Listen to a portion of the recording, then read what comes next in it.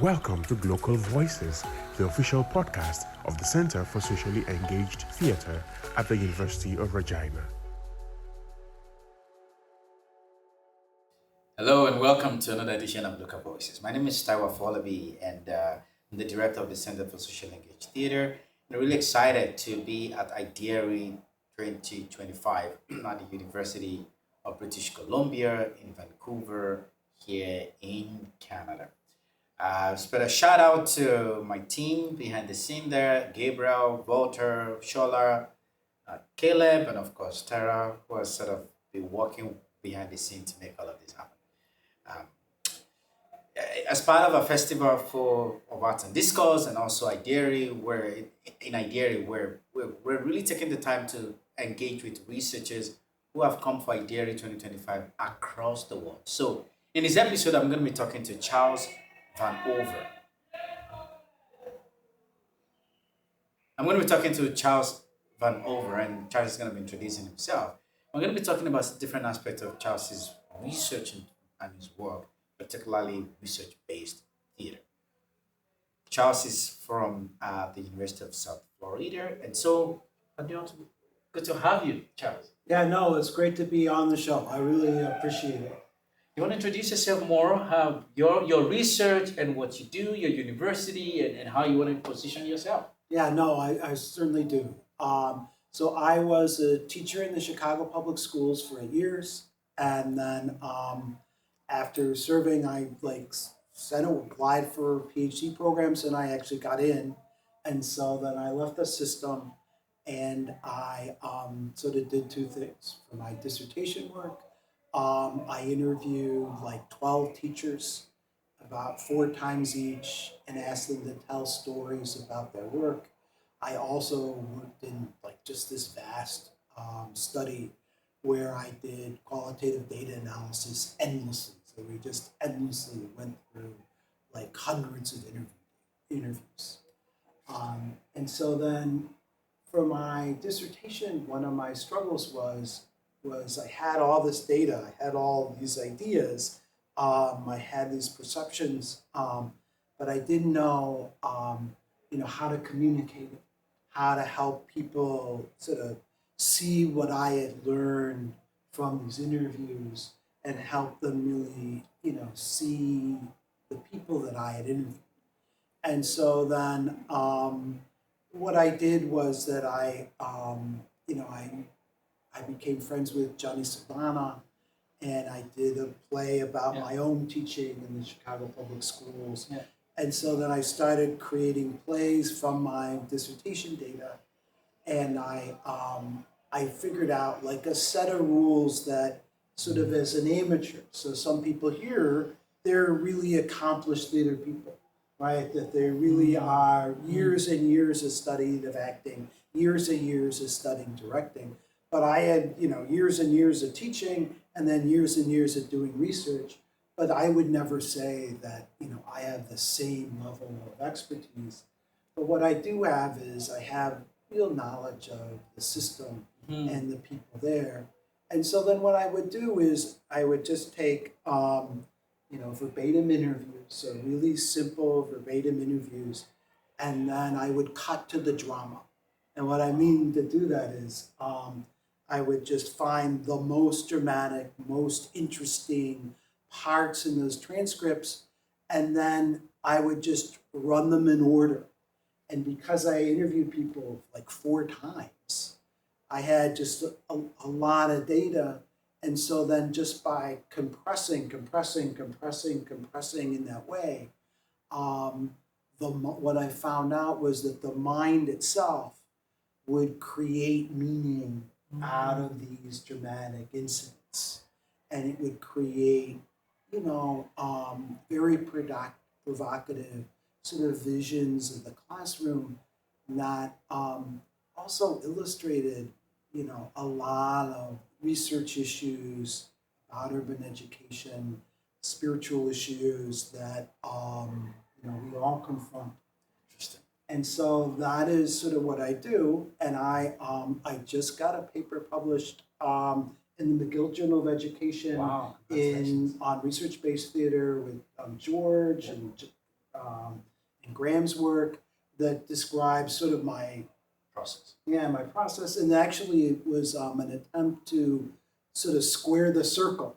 So I did this, I did these interviews, I created these verbatim scripts, and then I performed and I performed and I performed. I got a bunch of them published. I've had a lot of great shows, just a lot of great things about it.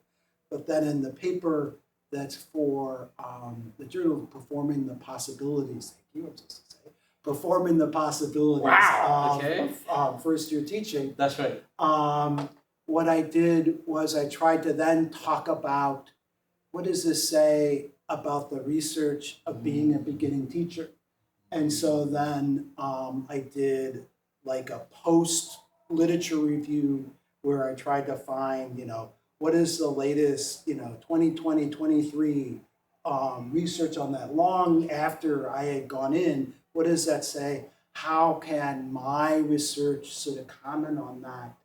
And so that's my article.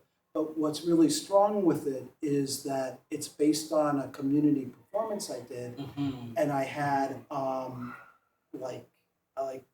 this a photographer. When I met him, he was 19 years old, and so when he was 20 years old, he took these shots, and he was really good. Like I do photos of my shows and stuff like that.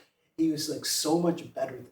You know what I mean? He just was really so much better. Wow. So I have photos from him. I had like really good actors, so local actors from St. Petersburg. One of my friends was a director, and this was like our fourth thing that we did. So we have like sort of all of those pieces combined. And so I hope that people will like, that article. I have part of similar, like I have like this huge project that I've just all but paginated, coming out from the qualitative report. So I have a bunch of stuff. This is amazing because you've done the research, you've done the creative work, and now you're doing like the reflective work of writing. Yeah. And of course, writing is also a research process. Writing as research, it's a research methodology. It can be part of absolutely. research. No, I'm completely agree. Yeah. What are the tensions for you? What are the things that there came out for so you many that tensions. you want to share with us? Well, so the first tension is that people here, what do they want to do? They want to collaborate with people forever, which is fabulous. Do you know what I mean? I'm so for that. Like in the book we did with Johnny, we had Jamie Fidler talks about her research friends. Yeah. Right? About people that he has these long connections with. But my own work, we paid everyone. So I paid the teachers. I didn't know any of the teachers that I interviewed until I did my interviews. So they weren't my research friends. They were professionals that I interviewed, and then we paid them. I got a grant, and that's how it worked. And then for the performances, I don't pay myself. And that's actually part of my ethical part, that I don't pay myself, but I paid the director. I paid the photographer. I paid the actors. We shot a video. I paid the videographer and I paid the editor. So then, that type of professionalism, what does it give us? What do we lose? I think we got these very striking images that really help you think about the classroom, but then it doesn't have people here 20 years of work in Mumbai in that way. I don't have that, right? And so I think that's one of the tensions.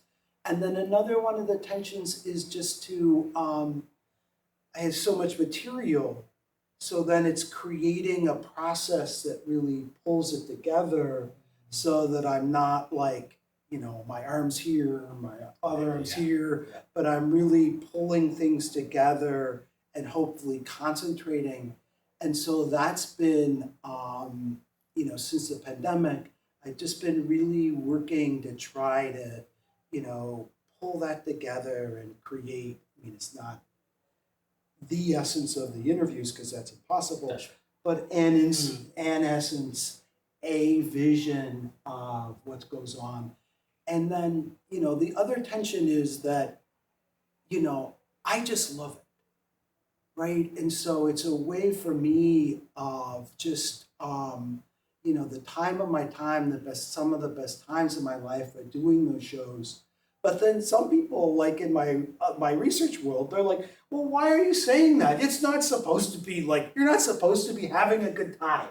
Right? You're not supposed to be having, right? This is like, you're supposed to be sitting there serious, grinding all this away, doing all that.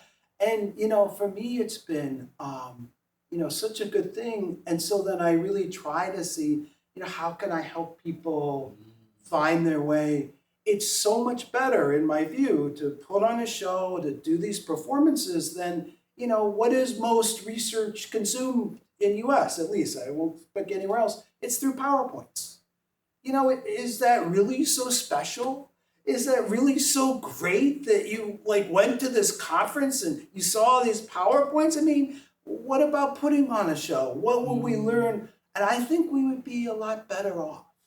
That we wouldn't have, again, in the US, there's major issues that, we're just not addressing at all. Interesting.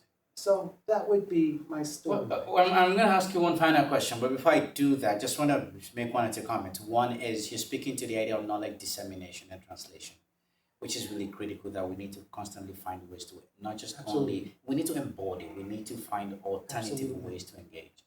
But the other side to it, though, is I love that the validity of your years of experience and bringing that into your research, regardless of whether somebody's done something 20 years in Mumbai or in Shanghai or whatever.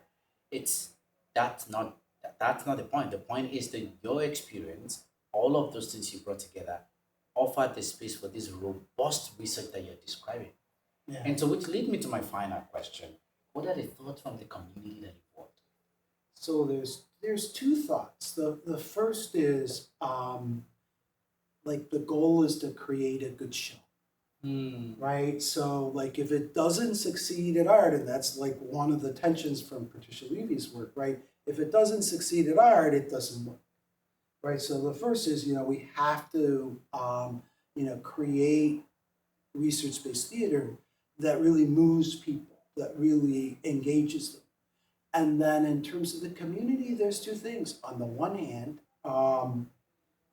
to go to a really good show, to see Jay Shanae, to see Lisa Jacomi, to see a show directed by Bob Devin Jones, I mean, that's just really great. I mean, in my world, those are all really top people. On the other hand, sometimes people don't like it, that they'll get angry. The emotions in those interviews can be really rough. If you've ever interviewed teachers, right? What are the dramatic parts in their interviews, right? Those are really serious issues. And that's one of the issues about the system, is that there's just all of these serious issues that we're not, how do we really come together as a community, as a nation, as humankind, and really take care of our children. I mean, really, and we're not. We know we're not. But really, really do that. What does that mean? And so this set of work is about the problem, right? So this is what I got. But I'm thinking that the future is, I'm going to try to find the solution somehow, something, because it's hard to have the paper that we have, and you'll see it on Tuesday if you see the videos, they're tough, but I also want to have, times are so dark now, that, can we find something that really inspires, enlightens, that's where I'm. This is amazing. Thank you for sharing all of that. In the messiness, in the problem, also there is joy. The passion for those teachers sharing their work. A lot of the time, as teachers, as researchers, and also people that encounter the problem, where we don't have a place to actually let it out. The work that you're doing is really remarkable. It's giving them that opportunity to say, just say it. Okay, I'm just listening, right? Yeah. And then, we may not necessarily have the solutions to that, to the problem. Hopefully we do have it as a collective one day. But the way to even come together to speak about it and to be able to offer that opportunity to creatively put it on stage, my goodness, that's a remarkable work that you're doing. So congratulations on that. just, I want to say, like, it's really fun. And so if you're thinking about what you want to do about your research, like, it is simple. Like, now you don't have to pay anyone to transcribe. That, it transcribes, and just sit there, compress it, and the mind will create a show for you. Maybe you get it published, maybe you don't, but I promise you, if you perform interviews that you've done, you will learn so much. It will be like really one of the great experiences for you in your research. It's just such a powerful tool. Well, you've heard it all from the mouth of the masterpiece himself, Charles. This is the master now. I am just like, I'm just a guest. I'm not the host here, right? I'm just a guest. This is the host. Really great time talking to Charles. This is Taiwo Afolabi signing out, and thank you again, Charles, for spending the time with us. Okay, thank you much. Thank you. Yeah. You have been listening to Glocal Voices, the official podcast of the Center for Socially Engaged Theatre at the University of Regina. For more details about the center, visit www.cset.ca.